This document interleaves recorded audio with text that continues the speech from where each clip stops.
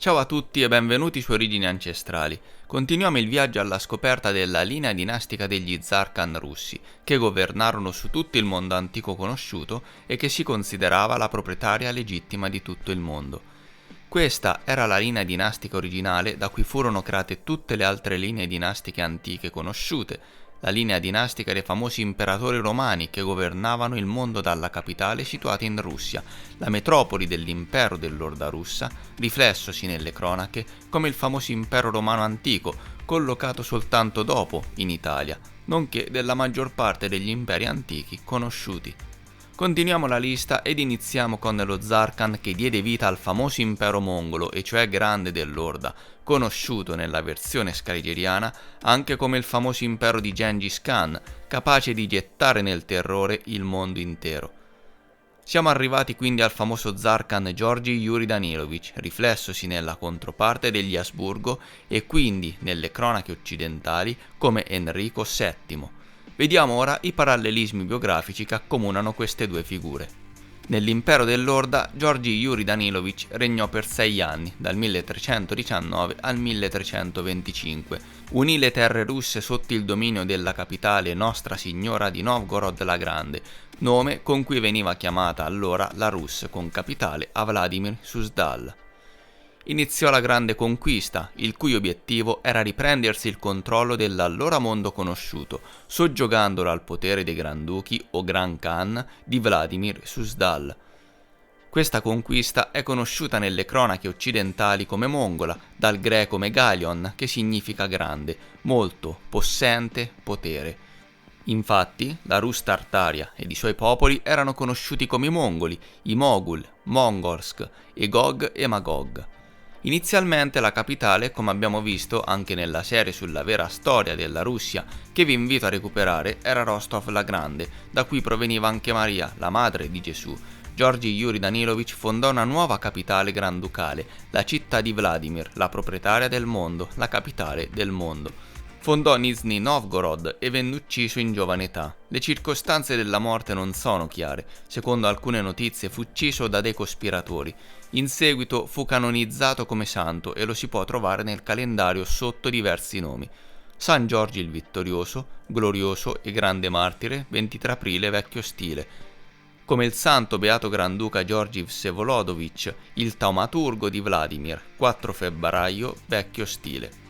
Inoltre si sdoppiò in numerosi personaggi a causa degli errori dei cronologisti successivi nelle cronache russe mongole. Uno di questi è il famoso leggendario Rurik il Variago dell'XI secolo d.C., fondatore della dinastia granducale russa e proveniente dalla tribù dei Rus svedesi, secondo la versione skyriana della storia con cui si vuol promuovere la teoria normanna.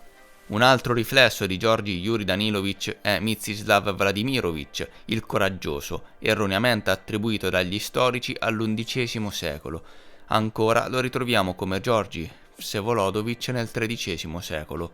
Il riflesso più famoso sotto cui lo ritroviamo è quello di Gengis Khan o Caesar Khan, secondo una versione più corretta di questo nome, attribuito sempre dagli storici al XIII secolo. In parte però si è riflesso nella storia antica anche come Giulio Cesare, cioè Yuri Caesar o Yuri Tsar del I secolo a.C. In questa icona bulgara infatti Georgi Yuri Danilovich è raffigurato ed è intitolato in un modo molto interessante, San Giorgio sul trono, e risale al XV secolo. Per cui San Giorgio, ovvero Georgi Yuri Danilovich, era il re, lo Zarkhan che riunì tutti i principati russi sotto un unico dominio, creò la Rus dell'Orda Tartaria, ovvero il famoso antico impero romano. Per quanto riguarda gli Asburgo, ora sappiamo che Enrico VII è il riflesso di Georgi Yuri Danilovich, per cui andiamo a vedere se ci sono dei parallelismi interessanti. Enrico VII di Lussemburgo, 1309-1314, governò per 5-6 anni, che più o meno coincide con la durata di regno della sua controparte russa originale. Il nome Enrico, Henrik, potrebbe significare Khan ricco e quindi Khan regno, poiché la parola ricco potrebbe derivare da Reich oppure essere anche un'altra parola a stante per Khan, zar, e quindi ricco uguale rex, re.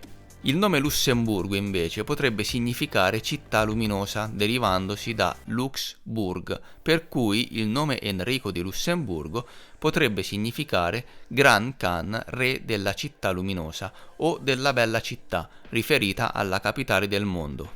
Questa immagine raffigura l'elezione di Enrico VII a imperatore. Nella parte inferiore della miniatura è presente un'iscrizione latina in lettere gotiche: Septem electores eligunt Enricum comitem Luzil in regem Romanorum Franc 27, che gli storici suggeriscono di leggere in questo modo: 7 elettori eleggono a Francoforte il conte di Lutzelburg, re di Roma, il 27 novembre.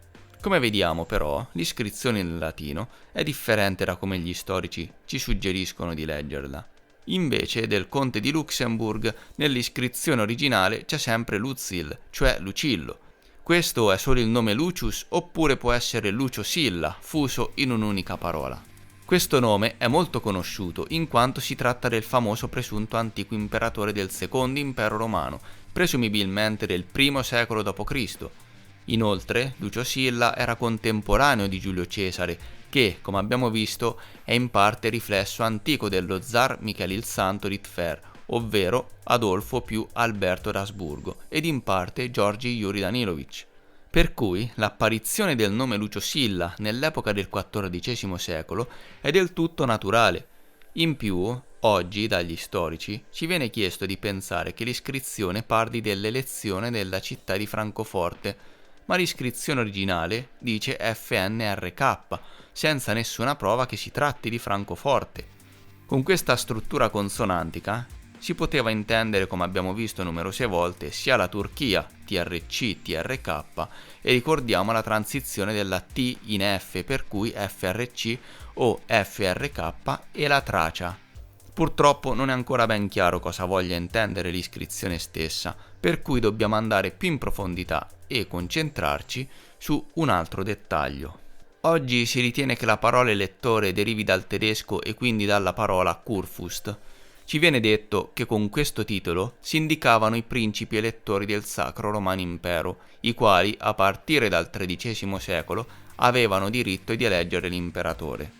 In accordo però con i nuovi risultati empirico-statistici che dimostrano che la dinastia asburgica è stata ricavata da quella degli zar Khan dell'Orda, probabilmente le cose stanno diversamente. Dato che a questo punto gli originali sono gli zar Khan dell'Orda, potrebbe essere plausibile che la parola elettori provenga dalla terminologia russo-tartara, da cui proverrebbe anche la stessa parola tedesca Kurfürst, ovvero Kuren Perst. Ivan Danilovic Kalita, ovvero il califfo, fratello dello zar Khan Giorgi Yuri Danilovic di cui stiamo parlando ora, che contribuì alla crescita dell'allora impero dell'Orda mongolo russo-tartaro, introdusse la divisione dello Stato in kureni.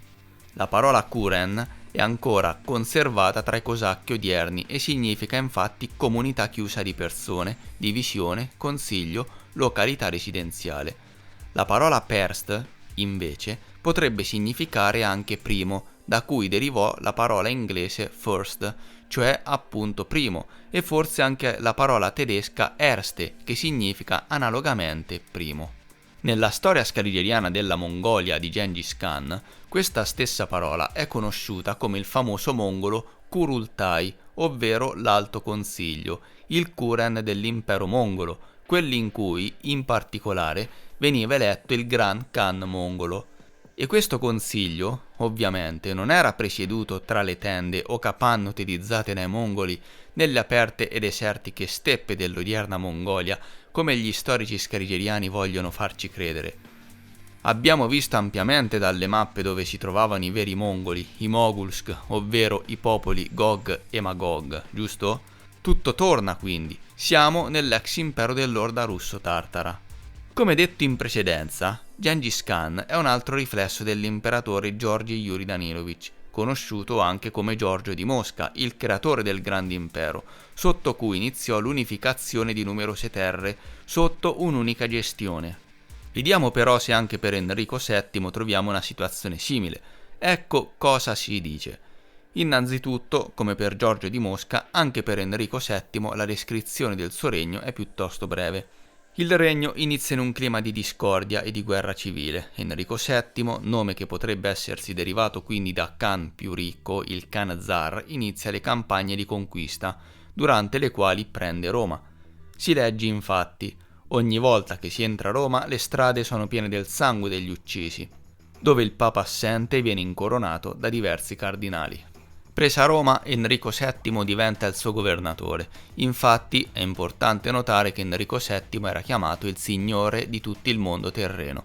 E sappiamo perché. È in gran parte il riflesso di Giorgio di Mosca, che divenne a tutti gli effetti lo Zar Khan, signore di tutto il mondo terreno. Le grandi campagne di conquista di Giorgio di Mosca le portava avanti suo fratello, Ivan Danilovich Kalita, il califfo. Su Enrico VII leggiamo che, dopo aver intrapreso una campagna militare, Enrico VII lasciò a suo figlio Giovanni il controllo ed il governo della Germania. Il figlio di Enrico, Giovanni, che lasciò come sovrano in Germania, riuscì ad imporsi con successo e si impadronì del trono reale boemo, divino. Quindi i nomi di entrambi i vice capi governanti sono gli stessi, Giovanni, ossia Ivan. Giorgio di Mosca fu ucciso inaspettatamente dal suo nemico, e non per cospirazione, ma per vendetta. L'assassino fu catturato e giustiziato. Enrico VII fu avvelenato per vendetta da un monaco, che poi venne preso e giustiziato. Quindi anche qui manca la cospirazione, per cui anche in questo caso possiamo vedere che le biografie combaciano perfettamente. Enrico VII quindi è il riflesso dello Zar Khan Georgi Yuri Danilovich, conosciuto anche come Giorgio di Mosca, anche se bisogna ricordare che Mosca non esisteva ancora al tempo in realtà, e il famoso Gengis Khan, che diede vita alla conquista mongola dell'allora mondo conosciuto, assoggettando numerose terre al loro potere. Dopo questi regnanti, nelle rispettive storie arrivano i tumulti. Nell'impero del Lord Rus, in questo periodo ci sono due regnanti russi a breve termine: Demetrio dagli occhi terribili di Vladimir 1325-1326, che governò per un anno, e Alessandro 1326-1328, che governò per 2 anni. Dopo di loro il grande regno passa alla presunta Mosca, ma questo secondo la versione scarigeriana. In realtà, molto probabilmente, si tratta di Vladimir Suzdal e di suoi principi, e qui arriviamo all'altro importante zar, menzionato anche prima, ovvero Ivan Danilovich Kalita, fratello di Georgi Yuri Danilovich, che andremo a trattare nel prossimo video. Nella storia occidentale degli Asburgo i tumulti del 1308 durano un anno, e poi fu la volta di Federico d'Austria, 1314-1322, che governò per 8 anni e sotto cui si registrano altri tumulti. Per cui, amici, abbiamo visto anche in questa occasione diversi parallelismi. Per oggi ci fermiamo qui e ci rivediamo al prossimo video, dove parleremo di Ivan Danilovich Kalita, altra figura importante per l'impero dell'Orda russa. Anche questa figura molto interessante, poiché si intreccia con la storia della prima Italia del XIII-XIV secolo, per cui non perdetevi il prossimo video. Grazie per aver seguito il video, se vi è piaciuto lasciate un mi piace, commentate per farmi sapere cosa ne pensate ed iscrivetevi se non l'avete ancora fatto azionando la campanella delle notifiche per non perdervi i futuri video. Grazie ancora e a presto!